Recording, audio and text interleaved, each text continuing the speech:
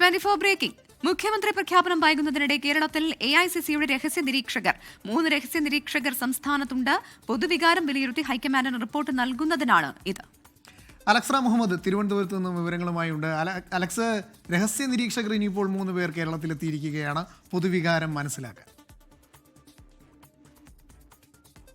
Hello Alex, കേൾക്കാമോ?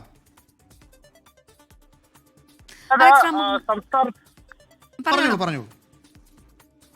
അനൂപ് പ്രവിത, ഇതിൽ ഏറ്റവും പ്രധാനപ്പെട്ട കാര്യം ഹൈക്കമാൻഡ് സ്വീകരിച്ചൊരു രഹസ്യ നീക്കം പുറത്തായിരിക്കുന്നു എന്നുള്ളതാണ്. അതായത് കഴിഞ്ഞ ചർച്ചയെ തുടർന്ന്, അതായത് പ്രധാനപ്പെട്ട 3 നേതാക്കൾ V D Satheesan, Ramesh Chennithala, KC വേണുഗോപാലൊപ്പം KPCC അധ്യക്ഷൻ സണ്ണി ജോസഫ് എന്നിവരുമായി 4 മണിക്കൂർ നീണ്ട ഓഡിയോയിൽ ചില പ്രശ്നമുണ്ട്. ഇപ്പോൾ നമുക്ക് അതിലേക്ക് തന്നെ തിരിച്ചു വരാം. എന്തായാലും മുഖ്യമന്ത്രി പ്രഖ്യാപനം വൈകുന്നതിനിടെ കേരളത്തിൽ AICCയുടെ രഹസ്യ നിരീക്ഷകർ എത്തി എന്നാണ് അറിയാൻ കഴിയുന്നത്. 3 രഹസ്യ നിരീക്ഷകരാണ് സംസ്ഥാനത്തുണ്ടായിരുന്നത്.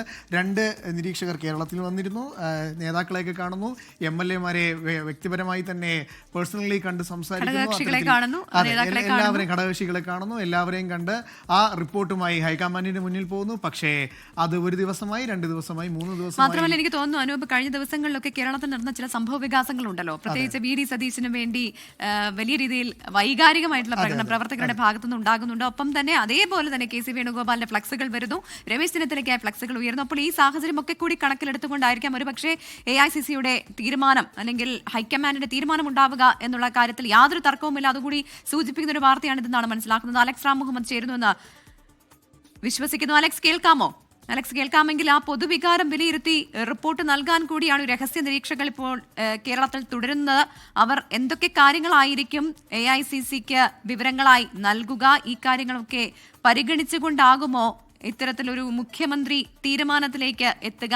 പ്രത്യേകിച്ച് മുതിർന്ന നേതാക്കളെ ഉൾപ്പെടെ ഇപ്പോൾ ഡൽഹിയിലേക്ക് വിളിപ്പിച്ചിട്ടുണ്ട്. അത് കൂടാതെ മറ്റു കാര്യങ്ങൾ കൂടി കൃത്യമായി അറിയുക എന്നുള്ള ആ ഒരു തീരുമാനം കൂടി AICCയുടെ ഭാഗത്തുനിന്ന് ഉണ്ടാകുന്നു എന്നാണ് മനസ്സിലാക്കുന്നത്, അല്ലേ അലക്സ്? പ്രവിത, കേരളത്തിലെ മുഖ്യമന്ത്രി തീരുമാനിക്കുന്നതിനായി വിശാലമായ ചർച്ചയാണ് ഹൈക്കമാൻഡ് ഉദ്ദേശിക്കുന്നത്. ഈ 3 നേതാക്കളും ഒരുപോലെ തന്നെ മുഖ്യമന്ത്രി പദത്തിന് എന്തായാലും ഒരു ചെറിയൊരു സാങ്കേതിക പ്രശ്നമുണ്ട്. എന്തായാലും വലിയൊരു വാർത്ത തന്നെയാണ് വന്നിരിക്കുന്നത്. ഈ പറഞ്ഞതുപോലെ തന്നെ ഇത്തരത്തിൽ വലിയ ഫ്ലക്സ് യുദ്ധവും ഒപ്പം തന്നെ ഈ തെരുവിലേക്ക് ഇറങ്ങിയുള്ള പ്രകടനങ്ങളും നടക്കുമ്പോൾ ആർക്കാണ് പിന്തുണ എന്നറിയാനായിരിക്കും എന്തായാലും രഹസ്യ നിരീക്ഷകർ എത്തുക. ആ രഹസ്യ നിരീക്ഷകർ എത്തി ആ വിവരങ്ങളൊക്കെ ശേഖരിച്ച് വീണ്ടും ഹൈക്കമാൻഡിലേക്ക് പോകും. ഇനി എത്ര ദിവസം നീളും എന്ന് നമുക്ക് നോക്കി തന്നെ കാണണം. അലക്സാണ് ഈ വാർത്ത ഇപ്പോൾ ബ്രേക്ക് ചെയ്തിരിക്കുന്നത്.